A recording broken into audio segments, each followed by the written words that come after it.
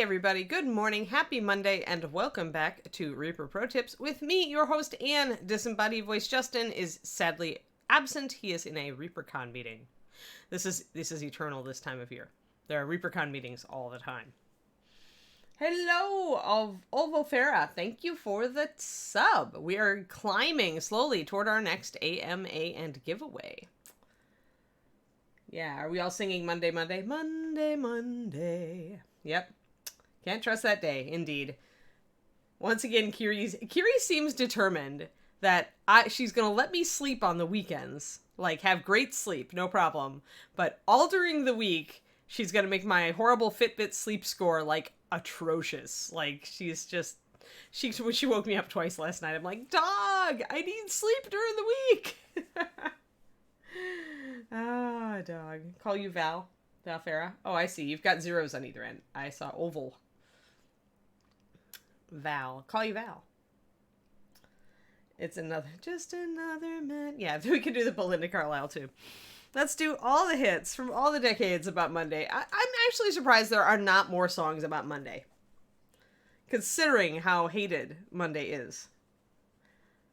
Hey, Corinico. Oh, wow. 14 months. Awesome. That's fantastic. Indeedy.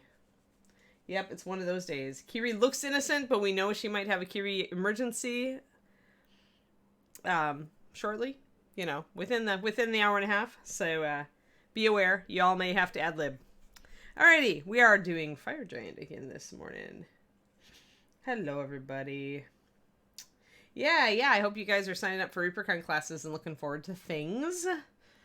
I need, David and I need to set up our Artist Alley area or whatever I don't quite get how we're doing it, but John assures us that it exists and that we should do something for it. So I assume, Artist Alley areas are just, you can pop in and talk to the painter or get questions answered or something like that. Which is kind of a cool idea. As long as we don't have to be there all the time. He requested Twitch for one of his classes, Gergie. He's teaching 2, I'm teaching 1. Mine is on Twitch. They only want people to do one of their classes on Twitch, so one of David's classes will be Zoom and one will be Twitch. I think he decided to make his OSL class available forever on Twitch, which is very awesome of him.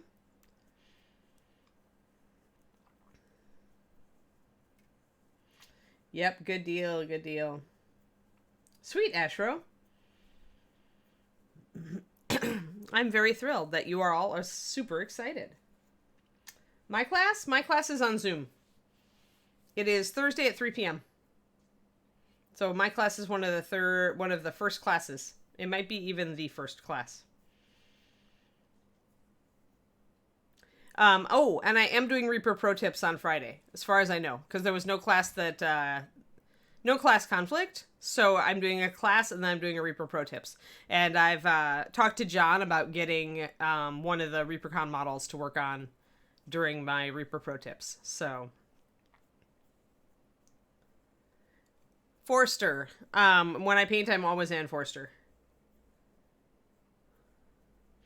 Yeah, I don't know. They needed people for Thursday, and I thought, why not, guys? I'll do Thursday. So I'm afraid it's habit, because usually when it's ReaperCon in person, I have to do the painting competition stuff, and so I always try to get Friday and Saturday off, and if I do classes, it'll be Thursday or Sunday. So I guess the habit just stuck with me.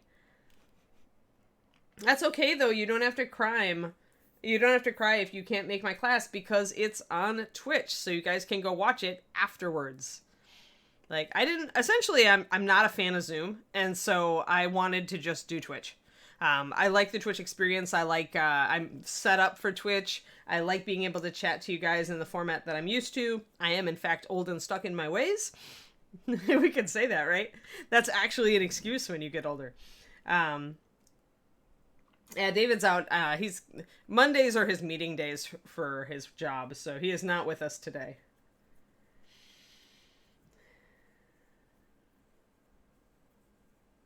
Yeah, I mean, it should be on Thursday.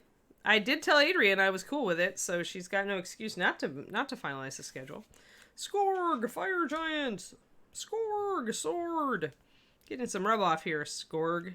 There's going to be rub off no matter what when you're painting a big model. Just be ready for it. The best thing you can do is just keep notes on your mixes so that you can make sure that you're doing all you can to minimize it and to be able to touch it up easily. I am going to grab, let's see here, there's our oranges.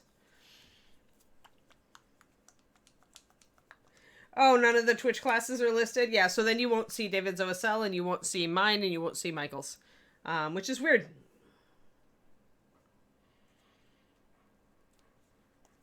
Yes, there we go. Image said in big letters, everybody, Twitch classes aren't on the schedule yet. Don't fret.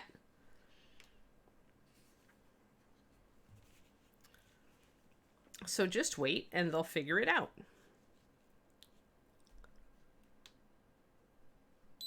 There. Alright, so there we go. We're going to put aside Mr. Giant himself.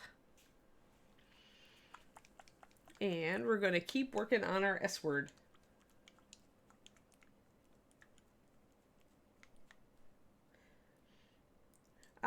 The reason the OSL class is showing up, even though it's on Twitch, is that it didn't used to be on Twitch, and then David said he would do Twitch for it. So I suspect it got put up with the rest of the non-Twitch classes, because that change didn't go through yet. That's what I think happened. Gonna get our volcanic orange set up, which is 9405. This is indeed a great starting orange for fire effects, for lava, magma, anything. I like it a little bit better as a starter than the magma red and lava orange because it covers a little better. However, if you are doing effects like this over white, it actually might be better to go to magma red, lava orange, or whatever. You know, lava orange will go over the top of this. But lava orange is also a little lighter, and magma red is definitely a red. It has orange in it, but it's definitely it's like a vermilion. So I think that a magma red for me is a little bit too red for this stuff if I want it to look like fire energy. So I could have, and if I started with lava orange, it would have been a little too light. So I really do feel like volcanic is my sweet spot for this sort of effect.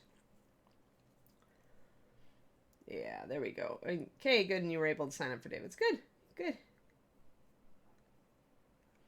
Yeah.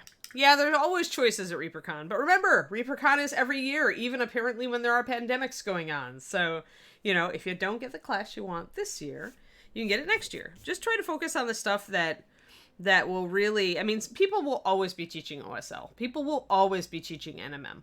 People will always be teaching faces or shaded metallics or whatever. So just try to focus on subjects that will help you at whatever grade you're on, you know, in your painting, you know, whatever stage you are at.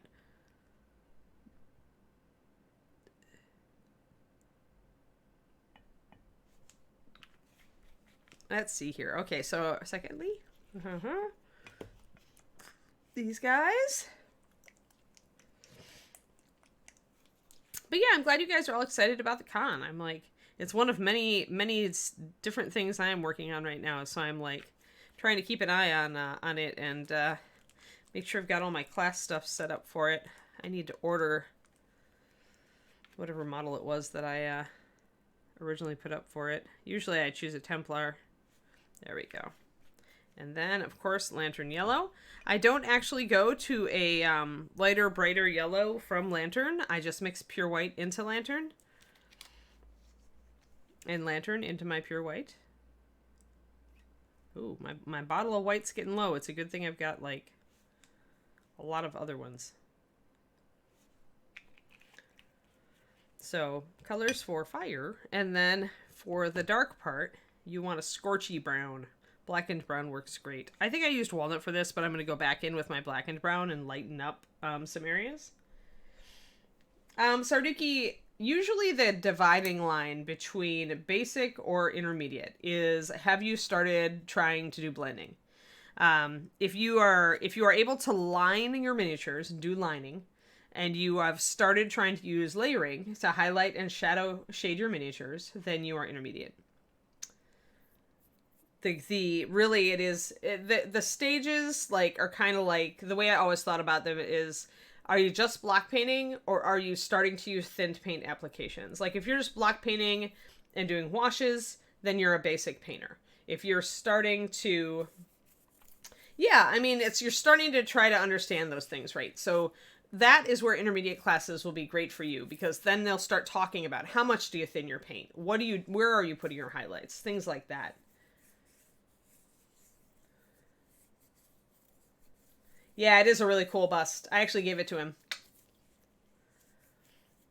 He and I have such different tastes in busts. It's so funny. Like sometimes we totally line up, and the rest of the time we are boom so far apart on what we think are awesome. Like we both love my Elven Templar bust that I'm working on prepping, but I actually ordered one of those for him too. But yeah, it's trying. It's are you happy being a gaming paint job person, or are you trying to use starting to use higher level techniques? I mean, anybody who just wants to get a dragon on the board for their game isn't going to be using layering. You know, you're going to use a base coat wash, quick highlight, done. You know, you're not going to be trying to do smooth blending or anything like that, because it's time consuming. It doesn't make sense for gaming models, right? But if you're trying to create something that you really enjoy, you know, or a present for someone else, and you're starting to use what we consider intermediate techniques, or layering and glazing. And then advanced techniques are usually considered the conceptual techniques. Advanced techniques are things like translucent cloth, freehand, you know, really high-end OSL or NMM. But I mean, there's an intermediate level NMM and OSL too.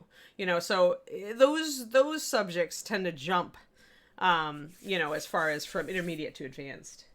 Beginner and intermediate Iggy. If you are essentially doing like base coat and wash, you are basic. If you are starting to try layering, you know, layering and glazing, starting to try those things and learn how to thin your paint, then you are moving into the intermediate. Yeah, do you try to apply shading and highlighting using, you know, layering, glazing, things like that? Yeah, exactly. If you base dry brush wash, then you are a basic painter.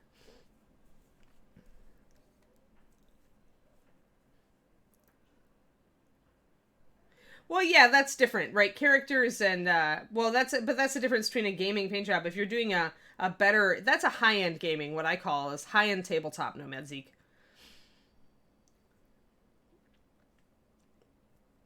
Yeah. So, but I mean, if you're doing it's like if you're doing your high-end tabletop and you're just kind of blocking in highlights and shadows, as opposed, are you trying to blend? If you're trying to blend, you're intermediate. You're getting there.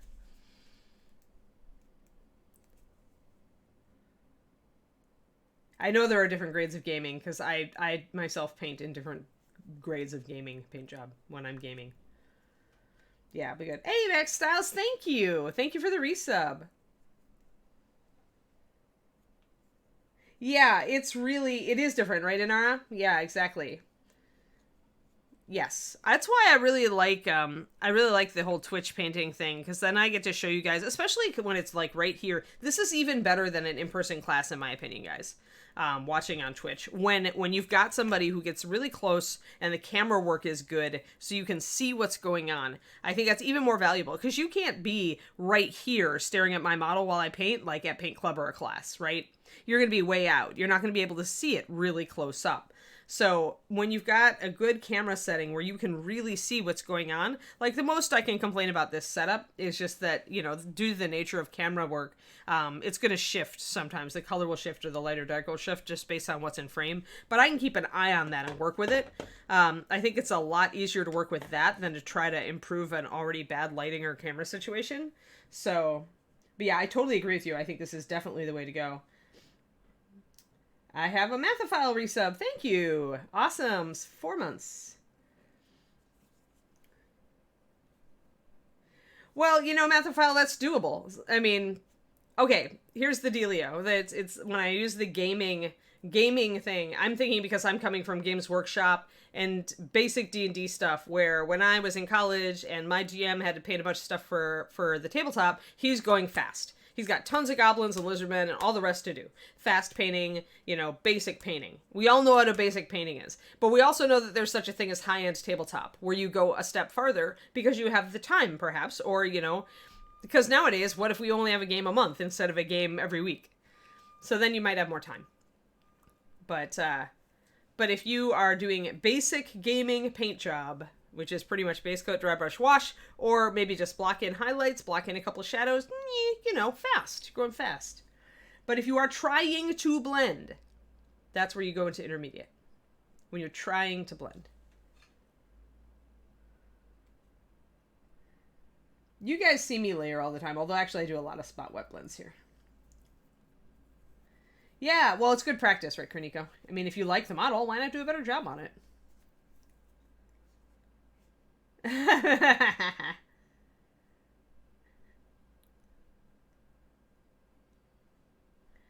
And Francis, thank you for the resub. Awesome. Fantastic. I'm just catching up on chat. All right. Here we are. And I have my water.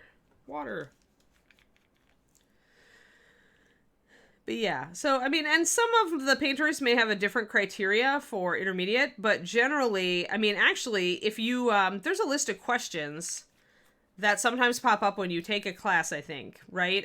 If you, they ask that, like, things about, do you have basic knowledge of blending and layering techniques such as layering and glazing, blah, blah, blah. If that pops up, what we're trying to do is, or if it pops up on the class description, right, that students should have a basic knowledge of X. That's what we're trying to see, is if you are in a basic, intermediate, or advanced. Because, you know, somebody taking the class who does not have a basic knowledge of, say, techniques like layering, and they're trying to do something like, translucent cloth, they're going to get nothing out of the class. It's a waste of their time. So we're trying to do that not necessarily to force you guys into categories. We're trying to do that so that you don't waste your time on a class that's above your level. I see it every year at ReaperCon. Somebody who's a beginner will take a class that's far above their head because they think it sounds cool. But then they're upset because they don't get a lot out of it because they just don't have the techniques. They need the certain fundamentals and mechanical techniques to get a lot out of it. There's no paradigm.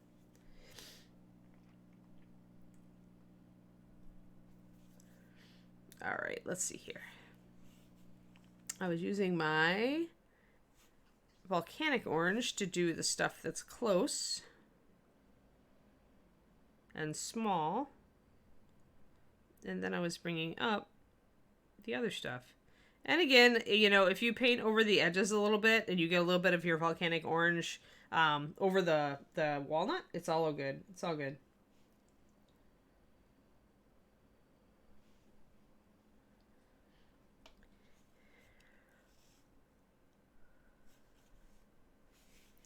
I like to do translucent cloth usually on slightly larger models. I find you've got more room for the blending. But of course, when you're doing it at ReaperCon, you know, you're usually using smaller models. The basic idea of how to get the effect is the same, so... yeah, I think I want to do at least...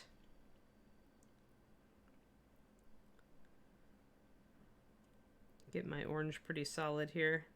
This is Sunrise Orange, of course. Sunrise is an orange with good coverage, which is not to say that it is a paint with good coverage, but it is definitely an orange with better than average coverage. Yeah, translucent cloth is, I mean, there are a couple different ways to do it. I tend to like it when it's subtle. I did a PDF on it for the Patreon, if you're on the Patreon. And I actually show an example of it in a classical painting by Tissot, James Tissot. So it's been done for a very long time. I think Tissot was in the 1800s. I'd have to look in the book. But he did cloth. He did amazing cloth and textiles because he was actually, his father owned a textiles company and his mother was a hat maker. So he's one of those painters who essentially he just felt it was his obligation to document Paris fashion in the during the time that he was painting. And so his paintings, like the really nice ones, are the dress patterns and colors and the textures are just really well done. I always wish we had more awesome minis and awesome ball gowns because I would love to try to do some of his stuff on a miniature. You know, it's going to come down to me just having to become a sculptor. I can see it coming. I can see it in the rearview mirror chasing me. I'm driving away from it as fast as I possibly can. But someday I'm going to be darn it, I'm just going to take this James Tissot picture and I'm going to paint or sculpt a model based on it. And it's going to be a bust for sure, because busts.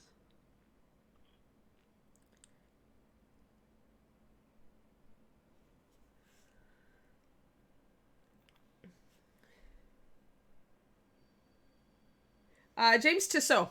Tissot. Ooh, actually, you know what? I could totally disrupt Kiri and get the book. Hold on, this is the book that they were selling at, this was the last time we actually went to an art gallery. David and I went back to, why can I not remember the awesome art gallery in San Francisco? Hold on. Oh, it was Legion of Honor. One second. I'm going to get the book, because it's worth sharing with you guys, because it is really awesome. He also gives his paint recipes. Hold on. Where is it, Kiri? I think it's underneath. Oh, there it is. Alright, let's go back inside. Come on, Kiri. I know I disrupted you. Come on. Come on, we gotta show people the book. Show people the book. Yeah, it was Legion of Honor. And it was I love art books. Okay, let's back up. We're gonna digress. Let's digress. I love to digress. Kiri says, let's digress. Alright, so this is the name, James Tissot. He was doing oil paintings. And can you see how he conveys the different types of cloth? Like, you can actually see that this is a softer cloth and this is a crisper cloth. And just the way he's painted it. And he's painting the transmitted light coming through the cloth, so he's doing translucency. He's got a little bit of the skin tone showing through there. He's just really, really good. Let me find my favorite. Yeah, Vidarian, I just go in and let me see. Yeah, I paint the cracks, because if you slop a little bit outside of the cracks, it's just going to get you a, let's see if I can get this one to translate. Black. Look at the ruffles. I love this yellow and black color scheme. Like, he's just so good. And the fact that this is beadwork and he's showing you where the light is falling, so he's getting that shiny effect. This guy's a master, seriously, guys. Let me see let me look at when he lived. I want to say, let's see, 1800s. 1836 to 1902. But yeah, even the like the blue, look at this. Like, you know, where the fabric just highlights blue, but it looks black. Like, he's just so good at fabrics. It's insane. So yeah, James Tissot, born in 1836. I'm just looking for, he's so good at light too, guys. Like, it's so worth looking at his stuff. Even just looking him up. Some of his, did a lot of classical stuff early in his, and he did some biblical stuff later in his career. But, he's, I'm trying to find just one of the really ones. If you look in my translucent cloth PDF, and I don't remember where it is, but if you go to my Discord, there's a channel now that I'll have to find this for you guys tomorrow. Don't want to waste more time, but there's a listing now that Margaret put together in my Discord of all of the stuff I've done last year and this year, and so it should let you find it. But translucent cloth.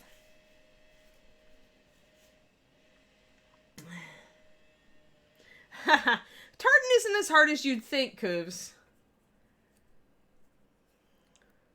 Yeah, I essentially paint just the white, and so that's a groundwork Vidarian then for my for all the rest of everything that goes over it.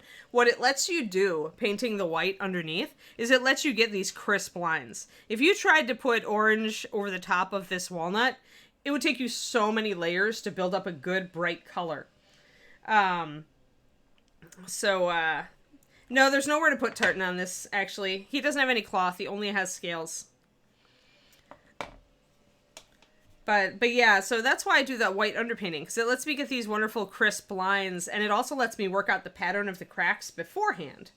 So, but yeah, now I can go in and just put like 1 or 2 layers of orange over this, and it's perfect, right? It goes right over the top, and I can highlight it and everything. Whereas if I try to build it up over the black, like with these little spark bits, they're just added over the black, and I had to like do 2 layers to get them even that bright. Oh yeah, Kuriko, yeah. Yeah, in person it's even more impressive, right? So, yeah, he's an amazing painter. So, James Tissot. Totally got off topic there, but oh well. I like whipping out the classical painters for you guys every once in a while cuz everything we try to do has already been done, by any of those guys, including NMM with the Dutch Masters. And OSL, like I just showed you that sleeve that he's got transmitted light coming through. Like lighting, some of the classical painters are just so good at lighting. So good. But yeah, I'm always Dave. One of the things David and I really love to do is go to art galleries. It gives us ideas for color schemes and textures and combinations of thereof, lighting effects. It gives us all sorts of ideas. So when you go, next time you get dragged to an art gallery by somebody, don't like growl about it. Just, think about, go look at the paintings and think, could I use that on a miniature? And you will find that you enjoy art galleries much more then.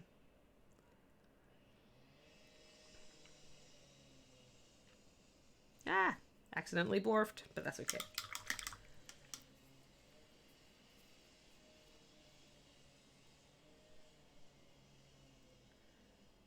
Corrosion works, if you're rusting them mathophile, corrosion works either way. I mean, corrosion can look really good on TMM. I think doing an army of NMM models would, it would be practice for the first 3 and then you would hate it. That's what usually happens to me. Unless you want to try it on your command models to do NMM and do the rest of the guys in metallics. But depends on how much time you're taking on the army. I'm not sure how much time you've allotted for each figure or if it isn't a rush. Really depends on if it's a rush or not. Gaston Corgi, hello.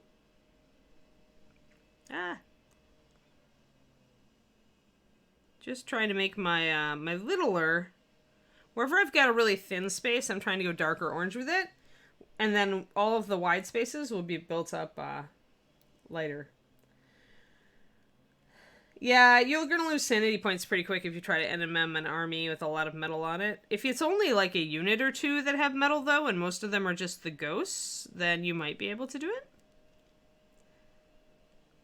But, I mean, ask yourself seriously if you're just going to get sick and tired of doing NMM. I mean, I get sick and tired of doing NMM just on one model.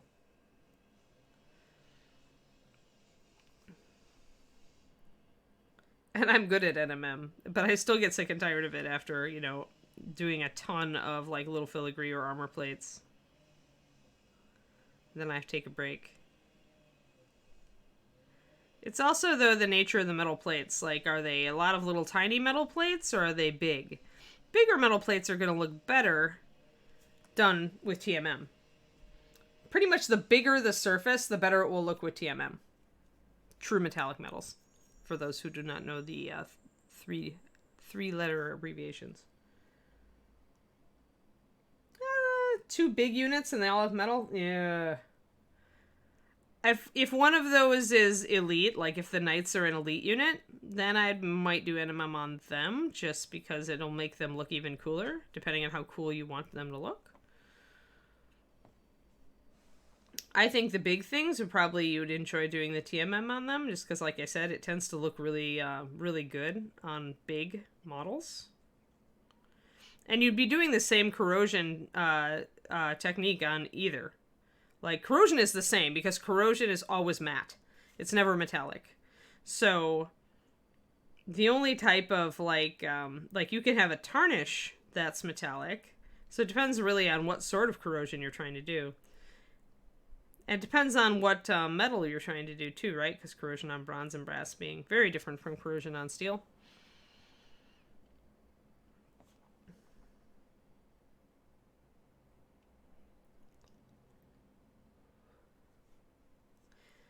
Yeah, Tissot stuff's really good up close in our, although, yeah, he does fudge just a little bit, but the best painters, Like, even when they're doing that, even when they're doing like little blobs and smears and everything, and then it looks really good at a distance. But the best painters, I think, are the guys who you go up close and you could see the precision with which they've applied even that stuff. And you're just like, this guy has some chops. He had some serious painting chops. I do that in galleries all the time. Because I can see the technique and go, dang. There's just some people who you look at their technique and it blows your mind and you're just like super impressed.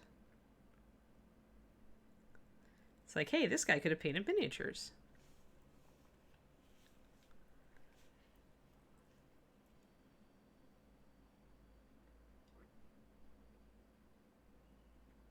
Haha. Yeah. Shadespire chosen axes and NMM. 5 figures with axes and max. Yeah, that'll max out your sanity for sure. Yeah, NMM is just, I mean, it's persnickety. You have to sit and you have to do it. And you can't, and if you don't get your highlights right and it looks wrong, then you have to do it over. And so, while one model might be good practice, I don't think an entire army is good practice. In fact, I kind of feel like you'd get more out of just choosing a variety of models to try to do NMM on Mathophile, because every model is going to teach you something different, and so many of the models in armies are just variations of the same model. So you're really only painting the same thing over and over, and there's, you know, something to be said for that, but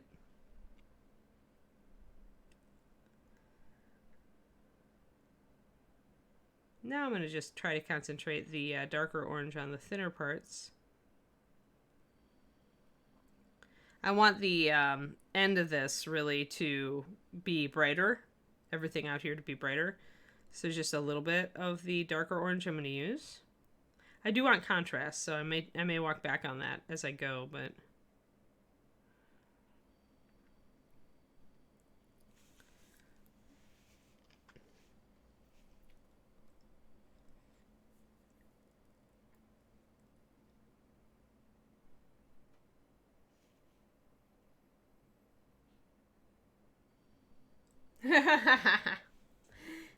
Congrats on the gifted sub, Dr. Rhino. You have now subbed to us.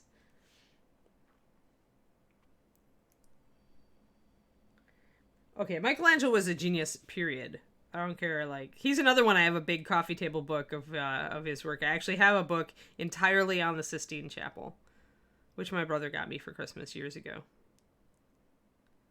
I do love having big coffee table books of the masters, of so the painters I really admire, because the highest reproduction prints that I can get of their work are what I'm looking for.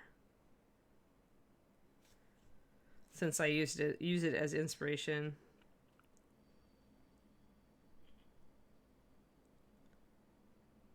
And if you get a low reproduction quality print, the colors just aren't the same. I mean, it's never going to be the same as the painting in person, but you could get close. I was really frustrated. There's a piece of Salvador Dali's that I really like, but prints just cannot reproduce a lot of Dali's work to a high standard. That man had some serious chops. Like, he did surrealism, but he could have been a classical painter. He was really good. The Dali Museum is in Florida, and I went when I went out to visit my uncle, my godfather, when I was down in Florida. And I did not regret it. I wish I would have had 2 more hours.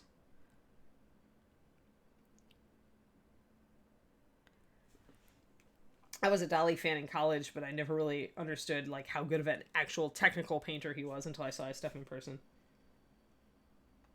Yeah, that was the style of the time, Shadow Raven. I think, partially. If you look at a lot of the female depictions from around the Michelangelo's time, I think it's maybe because the models were all male. But I'm not certain. I don't know if anybody's ever tackled that as far as why. You know, there are some decent women, but even like the decent women, I think they aren't quite as exaggerately feminine, you know, as we see now. I don't consider it a problem, though. I mean, it's just a feature of Michelangelo's work. Safaroka, thank you for the sub.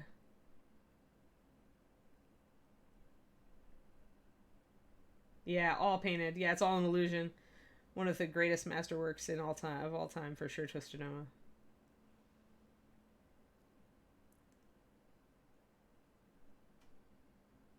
You have a print of Starry Night getting photobombed by a cat. Well, there you go. Yeah, large, healthy women were the sexy of the time. Yeah, I agree, Inara. Like, you had to, like, maybe not the courtesans, but, like, you know, if you were a woman anywhere else, you were working your butt off. Like,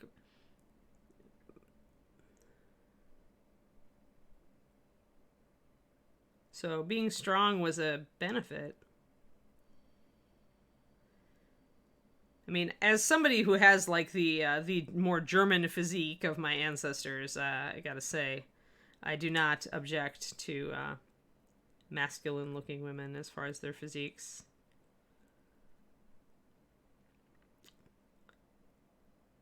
But I'm one of those women who always like was like to work out, and I'm very proud when I have muscles. That's why I'm sad that the gym here at our apartment complex is not open, of course, because of COVID. I can't wait to get back to working out.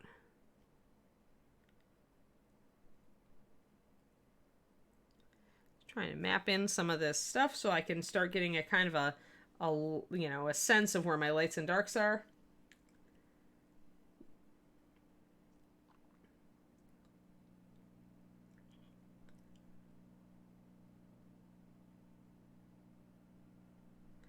No, Francis, but the best thing I can, I went to the Renaissance Fair and took a lot of pictures.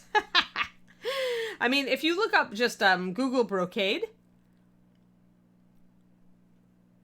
you could probably find a lot. You also should look up medieval embroidery.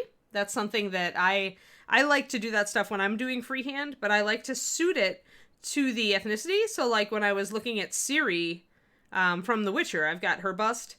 I'm looking at Czechoslovakian traditional embroidery patterns for her shirt. So I think that, you know, don't expect there to be one resource, but the internet itself is an amazing resource when it comes to, especially like if you want to break down like Czechoslovakian embroidery or Eastern European, you know, a medieval brocade. You know, you can get, you know, fake reproductions and like actual, you know, paintings of historical details probably. Any compilation that you try to find is going to be limited by the tastes of the compiler. So I like more to use specific Google terms and just do searches that are appropriate to my subject matter, as specific as I can, because that's where you find the good stuff. When you get specific and you're typing, you know, Lithuanian wedding embroidery or something like that, that's when you find the good stuff on Google.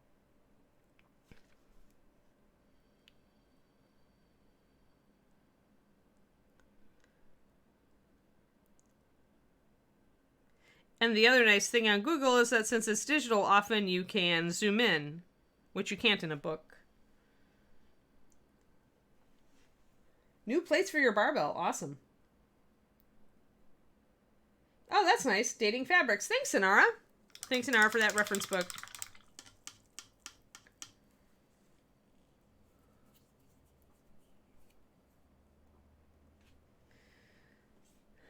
Sweet.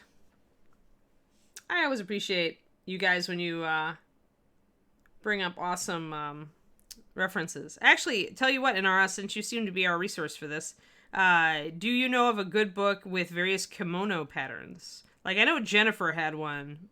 Jennifer Haley always had one that I loved, and I forgot the title. And I always forget to ask her.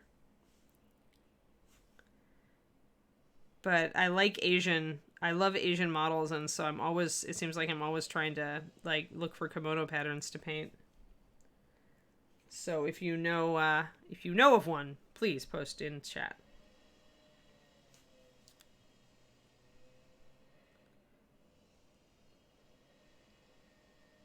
Because I really like to use Asian designs and stuff. We are getting this mocked in.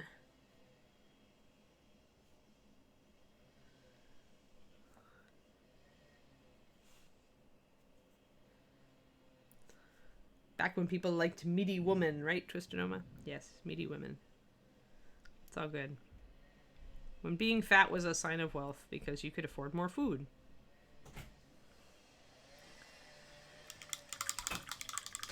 Poof! A wild David appears.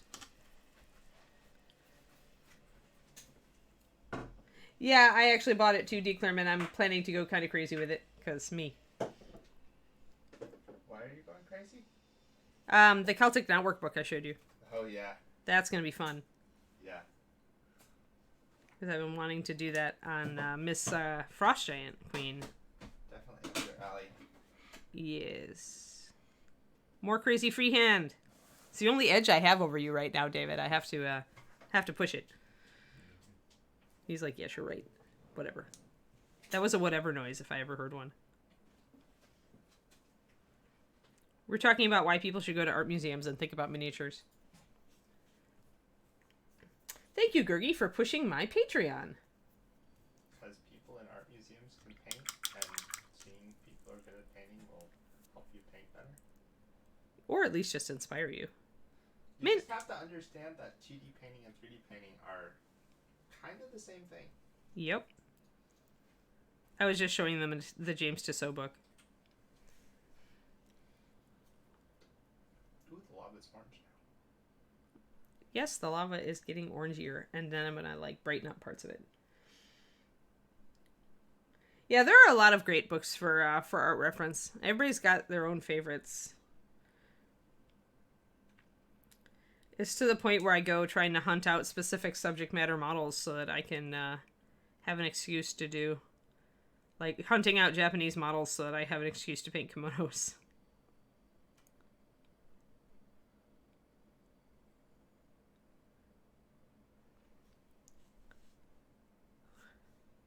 Oh, I remember how we got into Tissot, because he's one of the artists. I mean, he's from the 1800s, but he was doing transparent fabric.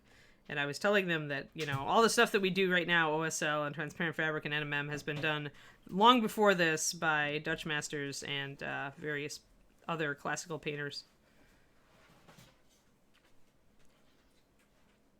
That was how it came up.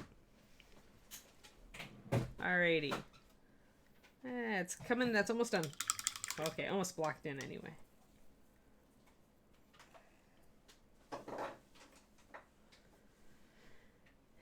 Yes, yes. Thank you, everybody, for the awesome reference material.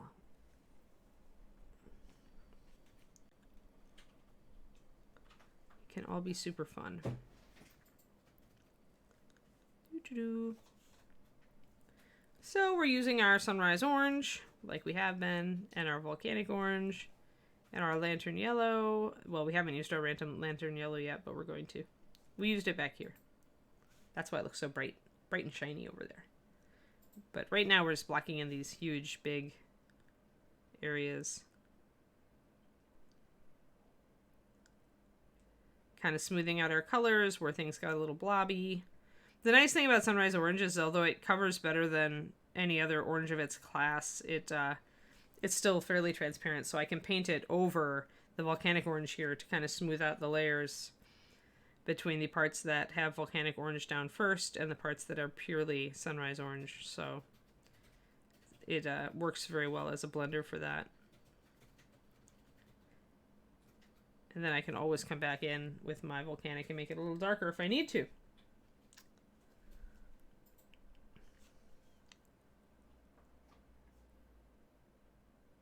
But yes, I can't wait for art museums to be open again. There are many things I can't wait to be open again. And all things considered, I think I'm weathering the pandemic pretty well, because I don't mind being a homebody and focusing on getting things done. But there does come a day when you just want to kind of go and do things that right now are impossible.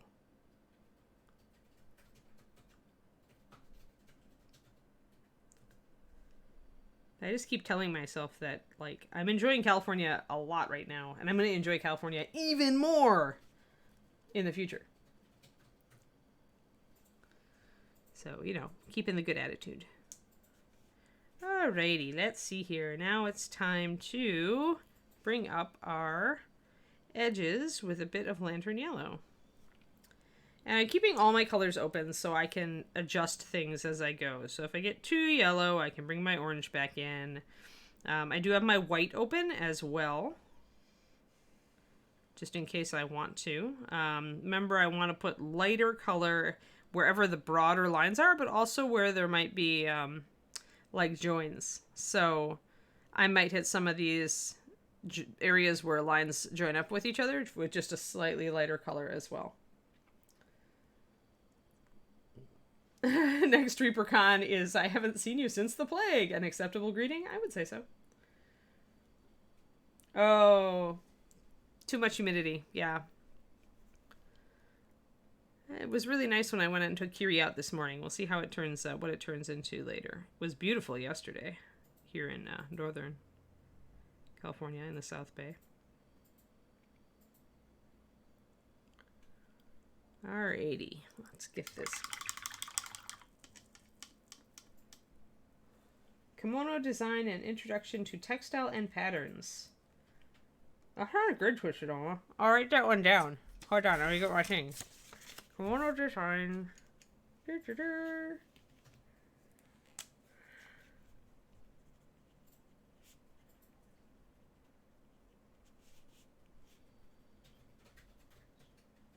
Introduction to textiles and patterns. Thank you.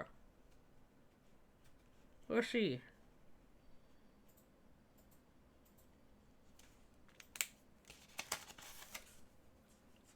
I can go look that up.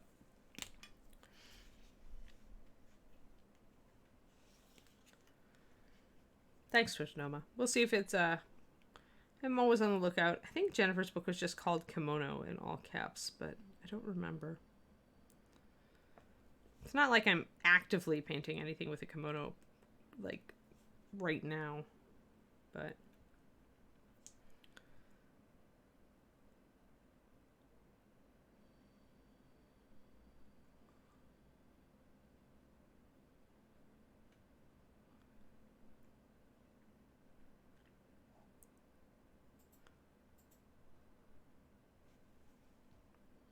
little bit of yellow toward the very edge. My yellow's probably a bit thick. It is.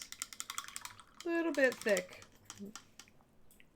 Yeah, I know the PGA was in my backyard. My mom texted me. Mom and Dad both golf, and my brother.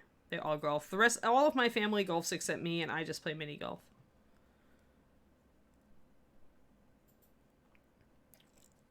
I never really got into it.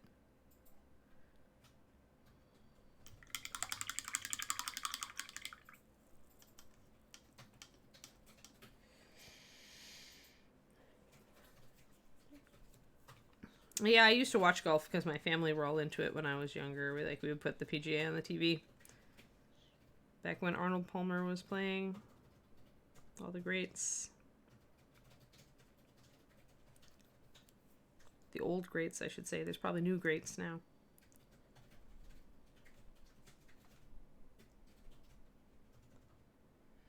Oh, yeah. Yeah, the next cloth freehand I'm doing is... well, I want to do Celtic knotwork when I get back to Frost Giant Queen.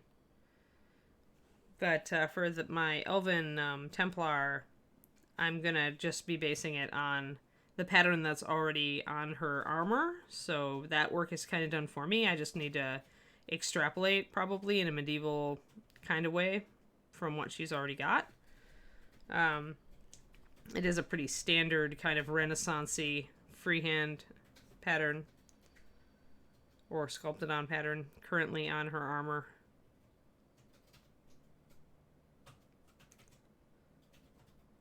So I'll probably take that and run with it. She's just got the sleeves and the cape, which is enough room.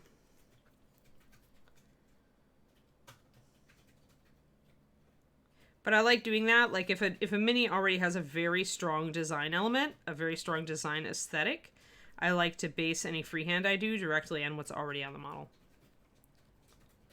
To make it look more cohesive. From 95 feet? That's an insane putt, Pendrake. Dang. I'm lucky if I can get the ball to move 5 feet in a straight line when I'm golfing. Which is why I don't golf. This is why I stick to mini golf. And I'm not great at mini golf either. The only sport involving moving balls anywhere that I am good at is pool, billiards. I used to play pool. Like I played pool all through college. I actually still really love it. I'm kind of sad that I don't have a place to play. When I went home, the last time I got to go home and visit my family, my brother and I played. For old time's sake, he stole the pool table that used to be in our basement when we were growing up from my dad. Which is to say, my dad begged him to take it.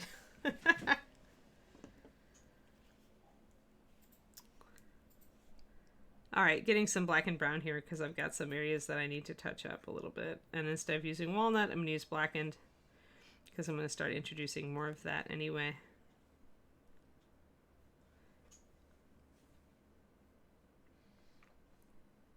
They're very similar, and when you put black and brown over a walnut brown base, it looks almost the same color anyway.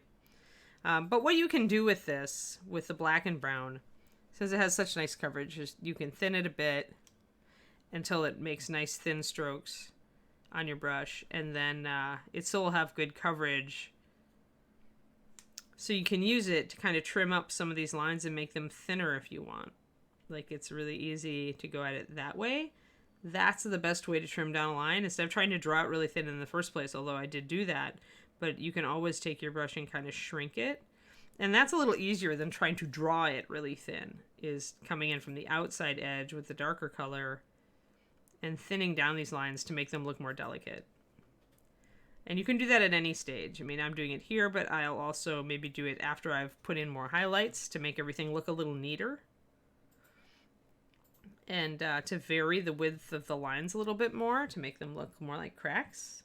So you can sharpen up anything that looks a little bit fudgy or rough. You can sharpen up. And yes, I would take this and carry these lines over to the other side of the blade. I will do that eventually so that they line up. Alrighty, some more light, I think. More light. And I also want to bring these little sparks up in the middle. But that's easy. That's just taking slightly lighter oranges and yellows and bringing up little spark motes into them, which is a little bit more of a brush control thing and a paint consistency thing. So I'm bringing up my yellows here. And I also want to bring them up to white, up to yellow white. So I've essentially mixed a little bit of my lantern yellow into my my white so that I have kind of an off lemon white. See it? There we go. A little bit. I think Vallejo has a color similar to this called Icy Yellow. It's a really, really pale yellow.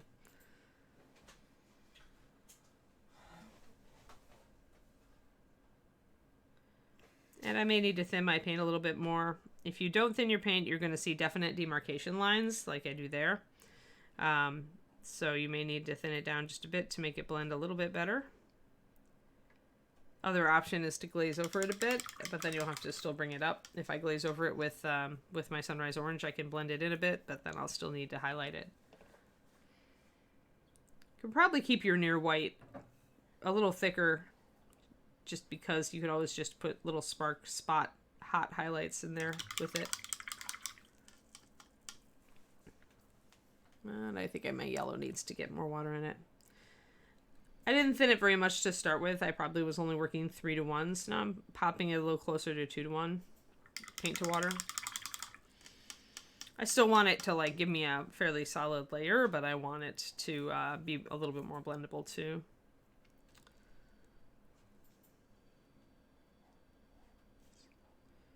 So we'll take our near white and we'll pop that at the very edge, the thickest parts in the center. If you want something to be glowy, then the center of the big parts should be brighter and lighter. It's where you save your high highlight for, to make it look like it's glowing.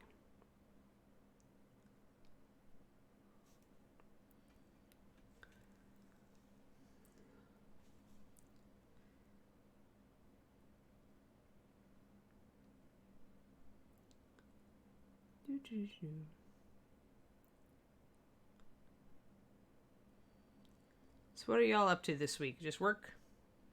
You're all like being very, very quiet. Very quiet. We're hunting wabbits.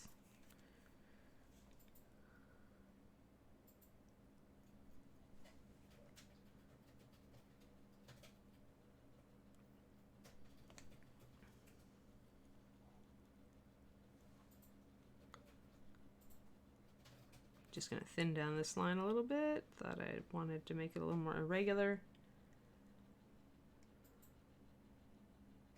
Back to regular work. Working and watching. Took the day off today to clear me. Good for you. Monday is a good day to have off. I mean, I might feel mildly guilty if I took a Monday off. I like to take Fridays off because, you know, that's everybody does that.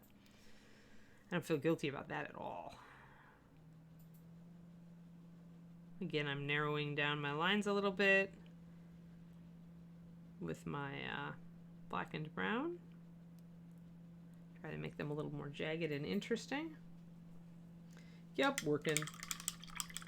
Oh, going climbing. That's cool. Finished a dozen figures. Very good for you, Xanacles.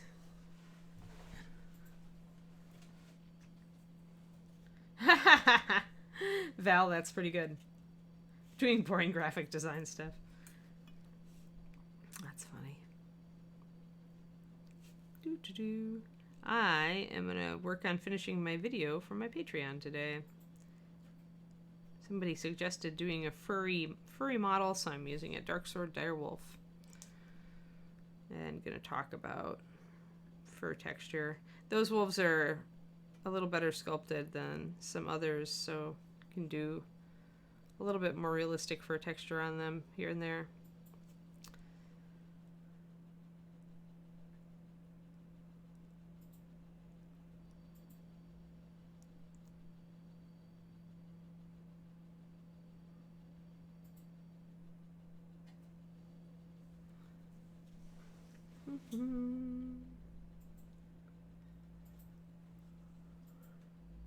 Milliput. Oh, breaking in your new painting area. That's exciting image.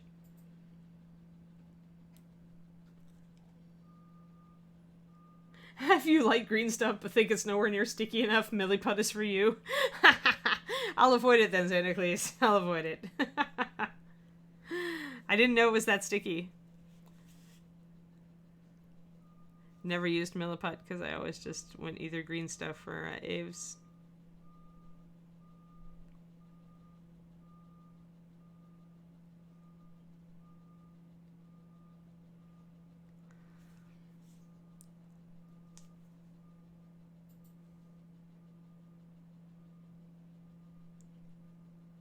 Can't imagine thinking green stuff isn't sticky enough.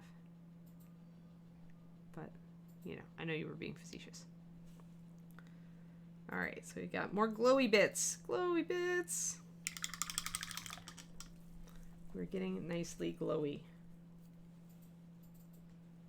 Wow. It's not that Milliput works better, Mabessi. It's that it's different. They're all different. All the different putties are slightly better at different things. A lot of people really like Milliput for bulking out basing and stuff like that. And some people use it for gap filling and things like that as well. But, you know, then there's green stuff, which is, you know, has different set of qualities. Like, people sculpt, like, if you're doing sculpting on a figure or conversion, a lot of people use green because it has, like, the ability to hold more rounded forms easier without retaining tool marks. It has some other abilities as well. And then Aves is more like clay, so if you're more comfortable with a less sticky putty, then Aves may be your cup of tea. It's also thinnable with water, as is Milliput, whereas green stuff is not. And then you've got stuff like Fimo, which I like to use for bulking out bases as well, and for some sculpting of bigger things. So you got a whole bunch of different putties. They're all good for slightly different things. You use a lot of the same tools on them, but different techniques. I'm doing a lot of green work on my personal stream, which is twitch.tv/paintingbig lately, because I'm developing a project and converting a model. I've done a little bit of green work here on this stream too, here and there, but I try to more focus on painting on this stream.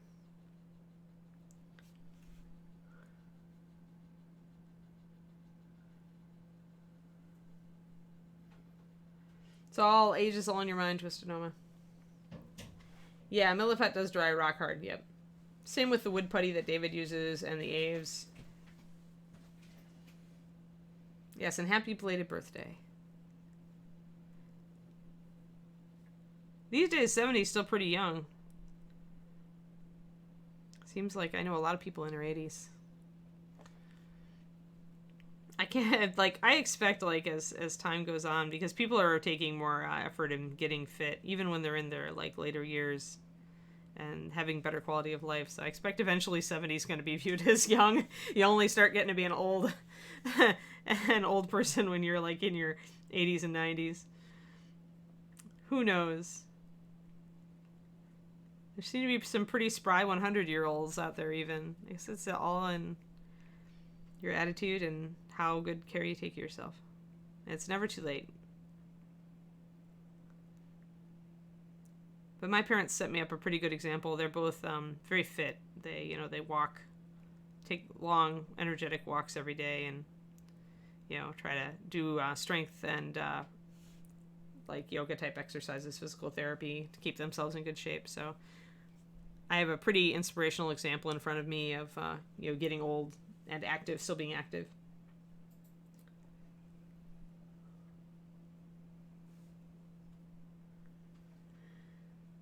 Yeah, if you want to do a treant, that's the Jason Weeby way to do a treant, Mathophile, is to just use it as your putty catcher. That's how we got our giant tree guy, is Jason used it as his putty catcher for, I don't even want to know how long. But if you want to do a treant and not spend so much money, consider using something like Fimo, because that model will be big enough that you could get away with using Fimo and it would be less expensive than green. Or Super Sculpey. Whichever one you prefer.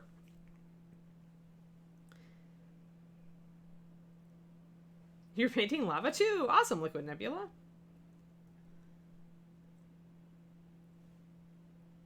Oh, good. Yeah, I need to order an extra pack of them too. Yeah, Devil's Lake. We had a family reunion at Devil's Lake not long ago. Well, I guess it was long ago. I haven't been to a family reunion in a long time.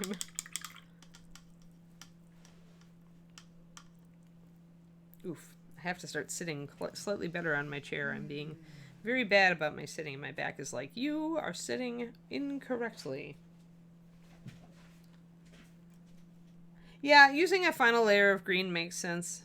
Skinning the green over the top of... I mean, you could do clay, but... I guess that just air dry clay. Air dry clay, the only problem with it is you gotta keep it wrapped or it's just gonna dry out. It's also not as durable as Fimo and Sculpey, which are more plasticky. Clay is easy to chip or hurt. So if you're making a big model, you might consider oven-baked clays, polymer clays as they call them instead. Just for pure durability. Having used air dry clay when I was younger, it is fragile. Or can be, I should say.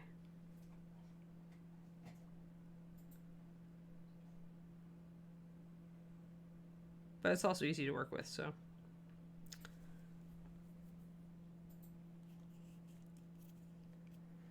Yeah, Mama, you can also look up, look up some videos online. I'm sure a lot of painters have done stuff on using Milliput, or using green stuff, or, getting the best out of Fimo, I'm certain that there's all sorts of resources out there.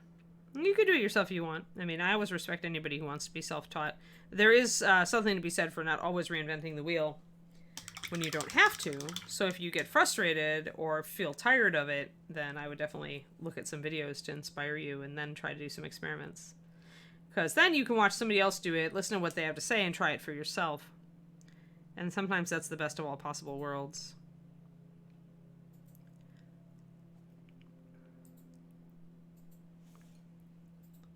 Trying to put some white in here. You can see how it really starts bringing up the glowy effect.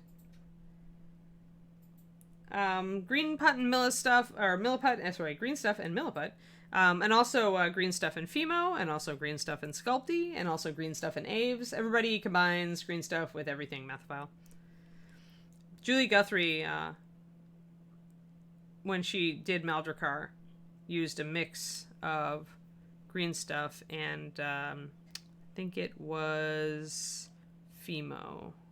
Yeah, it was, because she gave me a recipe afterwards. Mill stuff. Yeah, that's a good way to put it.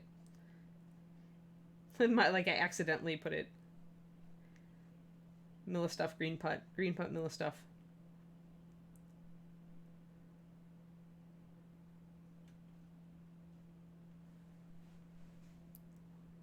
Ah, you're doing bubbly bits.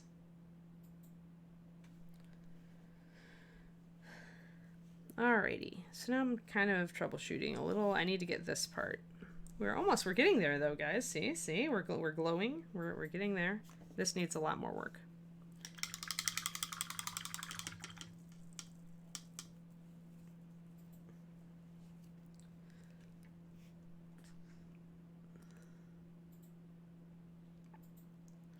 It's very quiet.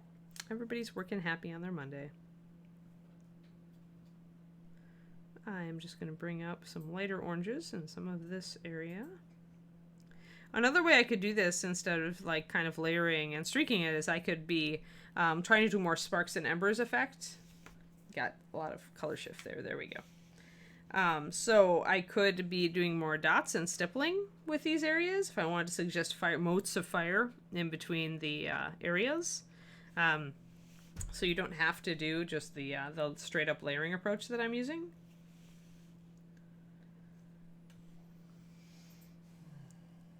I do really like how this looks though, like when I put it on his arm, like let me back out a little bit here. There we go. So now, if you can imagine, once he's got his armor and everything there, and the beard and the sword look really good together, the skin tone looks good with it, it's all looking really nice, so I'm really happy with coming to the conclusion that I needed something like this to dress him up.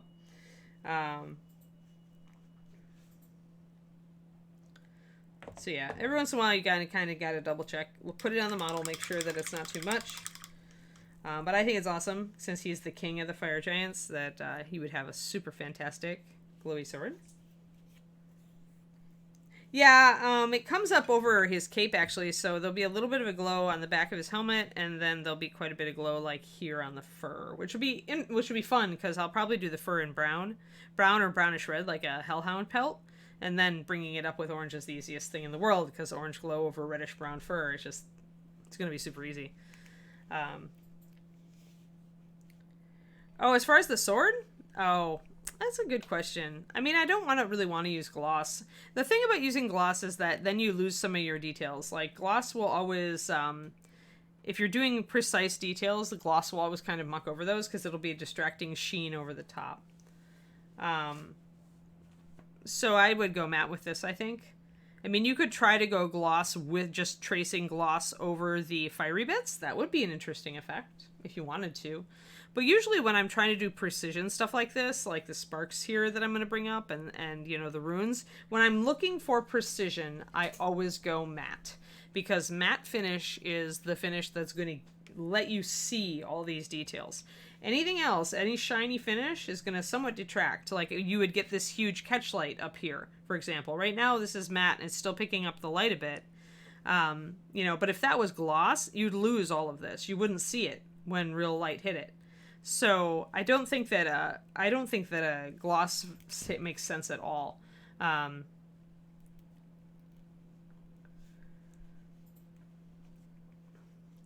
I tend to go away from gloss effects unless I am doing metallics on a piece like a bust. Then, if I'm doing metallics, then I will do other gloss effects, because then it makes sense. Because I've got a realistic shine on armor, so then the leather should be slightly glossy. I should put a satin over it. I did that on Mr. Grumpy, actually. I was talking about Mr. Grumpy, and he's like stuck in the case with Kiri's butt up against it, so I can't actually get him out and show you guys. But yeah, since I did metal on his breastplate, Mr. Grumpy also got a satin coat over the leather strap across his chest, because it fit. Because then we're doing it should be right slightly glossy. So I only really do gloss effects with paint if I'm already doing like realistic effects with paint like metallics. But I don't think it makes sense visually or stylistically to do something in NMM, as I'm going to be doing this, most likely, and then go gloss or satin. It doesn't make sense to me. Because then why NMM? Like, if I was doing metallics, okay.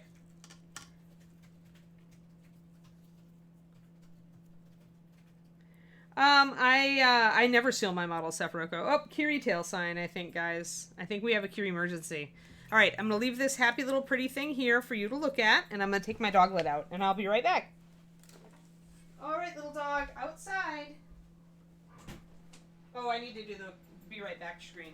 There's a reason I have a be right back screen, right?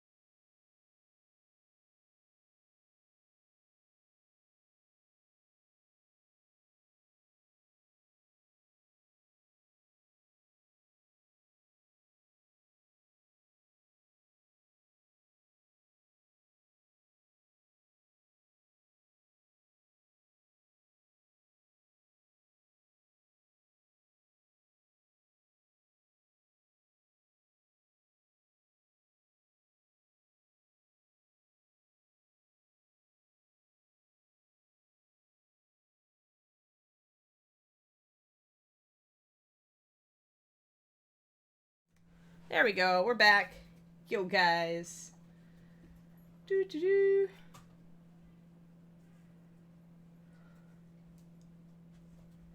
Yep, dog emergency. Sorry, guys.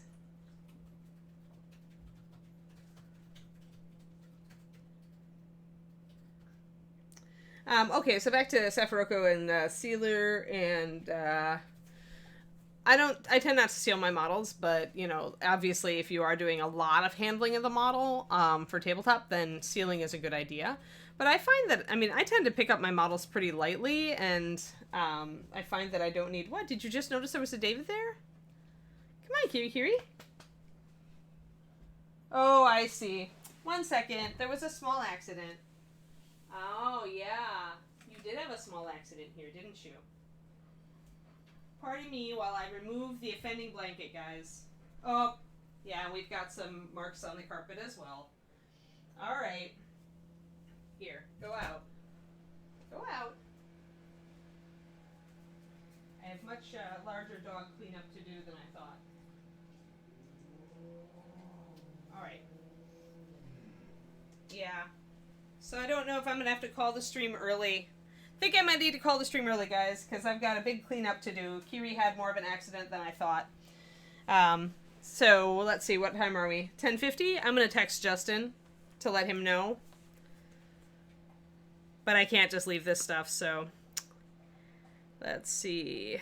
Let me get the Justin. Summon Justin.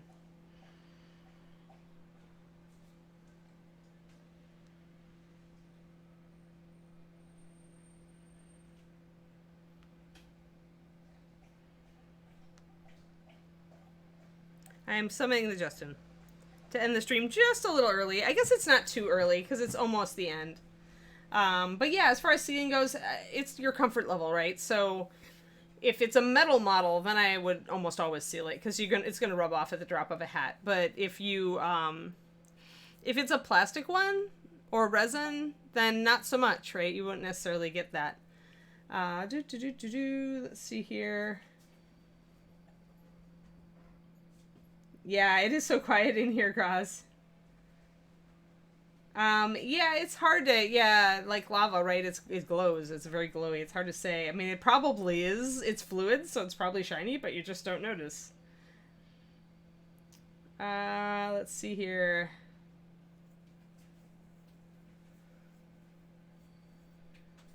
But I'm going to be doing more of a glow effect on it, Red Links. So this is just a setup. Oh, you back? Okay, cool. Yeah, Kiri had a bigger emergency, so I need to stop and do some serious cleanup before it sets. So we're ending just a few minutes early. So do we have a raid? Here. You know what? Let's raid miniatures then. Let's raid miniatures den? Alright, let's go say hi to Luca, guys. Thanks, everybody. I'm sorry that we're ending a little bit early. Yep, poor puppy. Bye, guys. Yeah, Spotbot is a lifesaver. I am thinking about buying one for us. Alrighty. We'll be back with this tomorrow, though, for more questions on it. Okay, guys? So come back tomorrow, 11:30 a.m. I love you all. Thank you for tuning in, and I hope you have a great rest of your Monday. Bye-bye. Thank you guys very much. Keep being awesome. Spread the Reaper love.